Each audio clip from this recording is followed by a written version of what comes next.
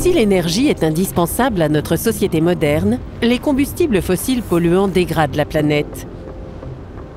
Il faut donc trouver le plus rapidement possible des alternatives durables et décarbonées. L'électricité ne représente qu'une petite partie de nos besoins énergétiques actuels. Ces besoins pourraient diminuer d'ici 2050 grâce à l'efficacité énergétique, la rénovation de nos maisons et l'usage croissant de l'électricité. Mais le besoin en électricité va au moins doubler. Même dans le scénario le plus optimiste, avec les énergies renouvelables et l'hydrogène, nous manquerons d'énergie en 2050. La production pourrait s'envisager à partir d'énergies renouvelables, mais l'éolien et le solaire dépendent de la météo, sans oublier que nous n'avons pas encore trouvé comment stocker cette énergie à grande échelle. Et si nous importions l'énergie manquante? Ce n'est pas si simple. Nous ignorons si nos voisins en auront suffisamment à nous vendre. Or, la sécurité d'approvisionnement est très importante, en particulier pour l'industrie de notre pays. Y a-t-il une autre option? Oui. Le nucléaire est une énergie fiable, disponible en permanence et qui n'émet pas de CO2.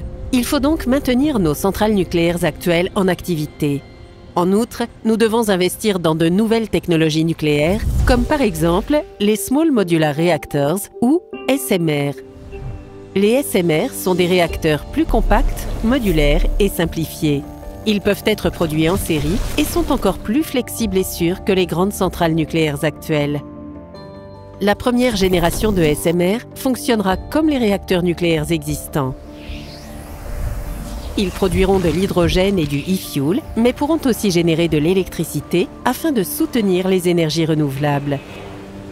Investir dans les SMR est essentiel pour accélérer la transition vers la neutralité carbone, mais aussi pour maintenir notre réputation dans le domaine du nucléaire. La seconde génération de SMR servira surtout les secteurs industriels, maintenant encore très dépendants des combustibles fossiles. D'ici 2050, les SMR pourront recycler les déchets des centrales nucléaires actuelles et les utiliser comme combustible.